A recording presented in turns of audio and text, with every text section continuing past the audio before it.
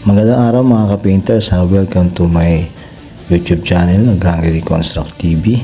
Ngayon po mga ka-painters, ipapakita ko po sa inyo kung paano po mag-duco finish ang ginagamit natin na plywood, yung MDF mga ka-painters. Yan. Sa MDF po kasi makinis na po talaga yung pinakaharapan ng kahoy niya, yung pinakaharapan ng plywood, kaya ang mamasilyahan lang po natin itong nasa pinakagilid lang po. Bali mamasilihan po natin siya ng body pillar or polytop. Yan.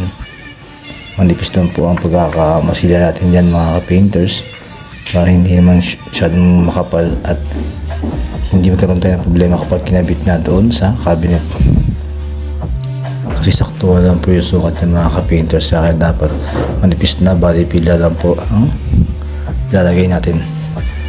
Pag natuyo na po, lilihain po natin siya ng liha na number 100. Yan, aayusin na po natin ang pagliliha para wala na tayong mamasilihan pang iba, hindi na tayo magpapati or lacquer pati, hindi na po tayo gagamit. Bali dyan pa lang po sa pagmamasilya ng body pillar, okay na. Tapos ngayon, tapos natin magliha,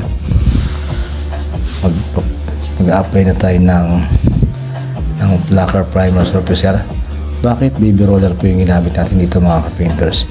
Kasi po itong MDF na plywood, kapag binugahan po natin siya or spray ang ginamit natin sa pagpo-primer, mas matakaw po at manipis ang pagkaka-primer. Ito kasi MDF mga ka-painters, sumisip-sip po siya ng primer kasi nga po wala po siyang masilya. I-recta po natin siya sa kahoy dito sa MDF, kaya ang ginamit natin itong baby roller na cotton para medyo makapal mga ka-painters. Yan, nakita nyo naman, fresh coat po lang po yan, makapal na. Pag kumamit kayo ng spray, hindi nyo po makikita na ganyan kakapal ang pagkaka-primer. Makikita nyo pa po yung pinaka-MDF nya.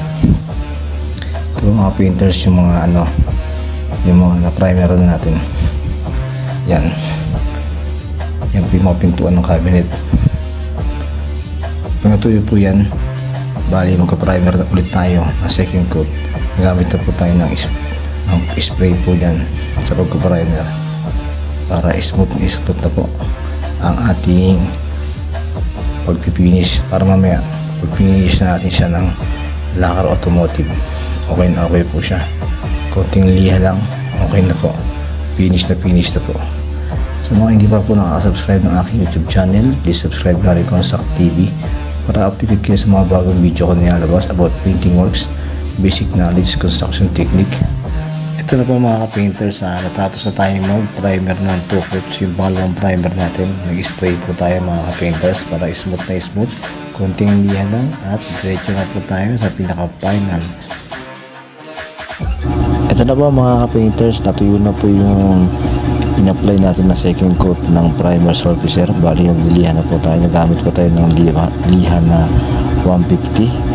Yan po mga ka-painters, bali paladaanin lang po natin siya ng liha para matanggal lang po yung himulmul na gawa ng primer na in-spray natin kanina mga ka-painters, para kapag nag-final coat na po tayo mga ka-painters, smooth po siya at saka makinis na po siya mga ka-painters. Yan, paladaanin lang po natin siya ng liha. Buo po yan, ilihahin natin pati yung mga gilid lahat para talagang smooth ang pagkaka-finish. Yan lang po. Bali po gamit po tayo dyan ng spray sa pag-finish natin mga ka-painters para talagang maganda yung pagkaka-finish. Ito po yung gagamitin natin na pang-finish mga ka-painters, ang Boysen automotive lacquer. Yan po mga ka-painters, nasisimulan na po ng ating kasama si Mark Lau, ang pinakamabangis sa pinto sa Pilipinas. Yan, binubuhay niya na po ng lacquer automotive itong ating ginagawang pinto ng mga cabinet. MDF po yan mga ka-painters, MDF, medium density fiberboard. Yan po yung sabihin ng MDF. Yan mga ka-painters, nakikita niyo naman po paano po siya magbuka, napakagaling talaga. Kaya kinuha ko itong si Mark Lau sa aking mga project More salute sa iyo, paring Martlaw. Yan o.